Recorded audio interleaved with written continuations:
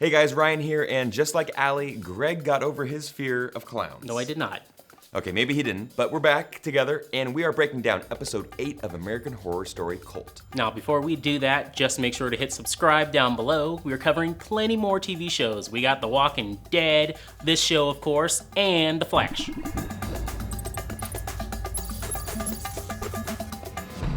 Okay, well, what the hell did we just watch? That was pretty insane. I don't even know where to begin here. I feel like I should have took my break this week instead of last week. You sure about that? You hold all the power. On second thought, I think I'm all right. Yeah. I'm cool. Yeah, you didn't miss much. You don't want to go back and see that. Episode 8 is called Winter of Our Discontent. Of course, alluding to Winter Anderson, but also The Winter of Our Discontent is a John Steinbeck novel in the 60s, the title of which came from 2 lines of William Shakespeare's Richard III. So knowing all that, let's jump into a few key things that we noticed in this episode. So first off, Dr. Vincent isn't in the cult. I take 100% fault for this. I thought he was the leader. He is like top dog in this whole thing at some point. No, not at all. Yeah, I was completely shocked at this. I thought there's no way that he was not involved, especially being Kai's older brother and, all the stuff about their parents. But for him not to be involved was a shocker, and the fact that Kai and his cult were just kind of breaking in and learning about all of his patients and all their, fears and phobias. The flashbacks. So many flashbacks. This show is living and dying by flashbacks to change characters. One little thing I noticed too is that Dr. Vincent helps Allie right before he meets his demise. This seems to be a theme now. When helping Allie, you're not gonna live too long after that. It sucks. I don't know. It's weird. Yeah, I didn't know when I was watching it. I was like, is he really genuine with this? But it turns out he was. He really wanted to help Allie, and believed her what she was saying. He just didn't. I find it so hard that he didn't put 2 and 2 together that it was his brother. It was like, I just didn't know. I didn't know that it was him. Okay. Like that. So unbelievable. But I guess he was a good guy after all. Was there something behind the scenes we don't know yet? Why did they kill off Dr. Vincent this way? It seemed like they were just gonna play him along until the end, and now he's just gone entirely. It looks like they're not gonna have him back. You were supposed to protect me. You were supposed to help me. I'm trying to help you. You know you can always trust me, Kai. How about the treatment of the women in Kai's cult? Following last week's episode when it was centered around overthrowing the patriarchy, now they're literally in the kitchen. They're literally serving Kai's members of his cult. This was a head scratcher to have Yeah. the main leads leading that too. They didn't just get other women. The Kai didn't bring in a bunch of women to be maids or anything like that. He's using the damn people that he built up. Some of in his this most cult. loyal followers. Yes. Yeah. This is crazy. How would they go along with this? And the fact is, these women helped him become the man he is today. Exactly. More than anybody else. And especially someone like Beverly, who was, promised so much power. Yeah. And then relegated to serving all these men that are his muscle. Yeah, I mean, come on, think about it. Meadow made all the masks. She Yep. was a huge integral part in this whole thing. Even the assassination, if you want to put it that far, too. Yeah, played a role. Yeah, definitely. Then Winter, she brings in most of his followers. And then you got Beverly, who controls the damn media for him. The most important part of this whole entire equation for Kai's, plan. And now they're just serving food in the restaurant. Okay, so apparently we didn't have Kai's backstory the last time around, which triggered him. We got to a the portion events of he it. did. Now we get the full thing. Yes, apparently it took place with the Dark Web and Pastor Charles, the Judgment House. Yeah, crazy. It had, some House of a Thousand Corpse, some Saw Jigsaw vibes in there with all the setup, different traps. But basically, this crazy pastor was just punishing people who he thought were guilty of all these different sins. You got someone at a Planned Parenthood, someone at an AIDS clinic. And finally, this is what made Kai snap. So you already got all the backstory you need with the parents' murder-suicide. Yeah. But they decided, let's put another thing in here. Let's give them some kind of haunted murder mystery house vibe going on here. Sure, I love it because they just wanted another set piece. I honestly think they just wanted to have a fun time and put in another set piece here, and this is where they got to go crazy with it. I liked it. Number 4, we had to touch on this one, Winter's Messiah baby. Kai has the genius or completely batshit crazy idea to impregnate Winter with the Messiah. Now, he doesn't actually do the impregnating. He needs Detective Samuels to do the physical task. Well, it's very confusing, but Literally, it's batshit crazy. I swear by the moon and the stars and the What the fuck is this? Language, sister. This is a holy space now. I will never listen to that song again. That's it. Same here. Yeah, flashbacks of junior high school dances. Yeah.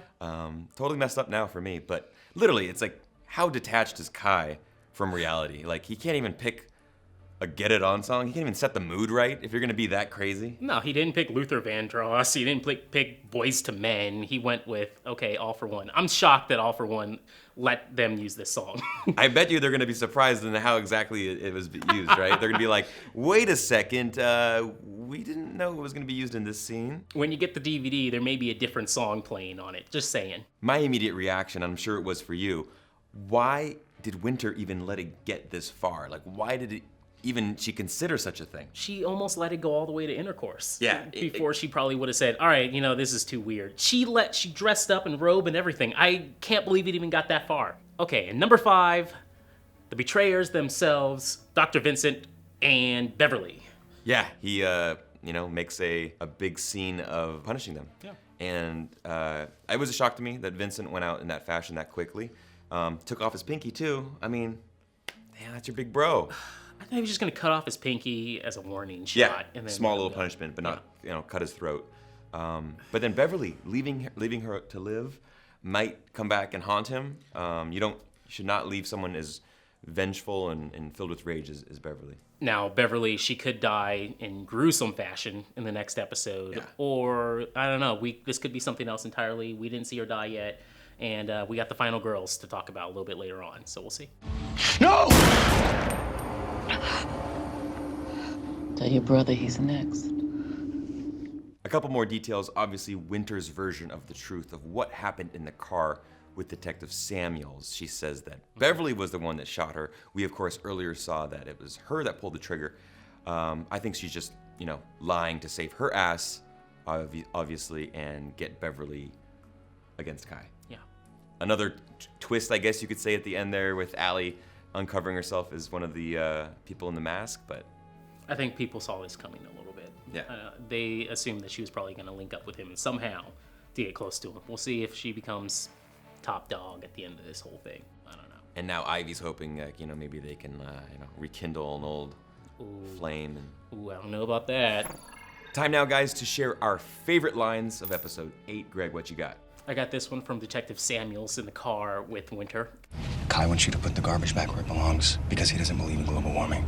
Of course Kai doesn't believe in global warming. Come on, they just had to add that little thing in there. I think each week Ryan Murphy's going to add one more little nod and hint at our current administration and what's going on there with Kai. Yeah, Kai is just like the troll of all trolls. He's like the super troll. My favorite was something that he said to his older brother when they first met at his house, and oh God. Just call me Councilman. There's just one more thing I need from you. From now on, call me Councilman. When Kai told his brother to call him Councilman, you were like, uh-oh. The second he has his hands wrapped around him, I'm thinking, oh, shit. Yeah. Another exchange that we enjoyed was between Kai and Allie when Kai went over to her house for some sloppy joes. He makes a reference to Speedwagon, obviously REO Speedwagon, and then she makes a reference to the band Aerosmith. Just a couple of really cheesy American rock jokes sliced in there. Yeah. Sorry. Okay, so who won this week? I'm going to go with Winter. Yeah. I guess. Because, well, she did stop the Messiah baby ritual, and then she killed Detective Samuels for almost trying to pretty much rape her at one point. But right after that, she throws Beverly under the bus because she couldn't come up with a better lie for Detective Samuel's death.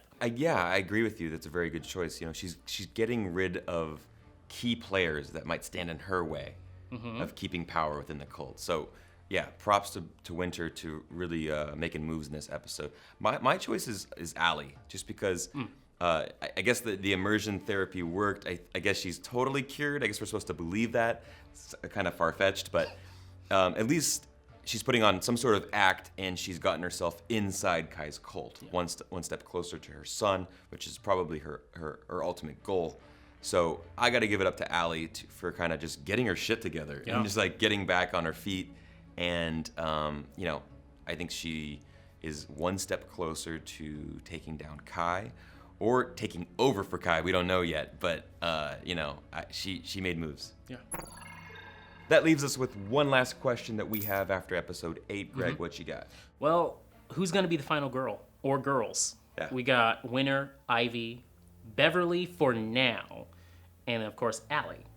Now, common sense will make you think that it's going to be Allie. She'll probably take over the cult at some point and just kill off Kai towards the end of the season.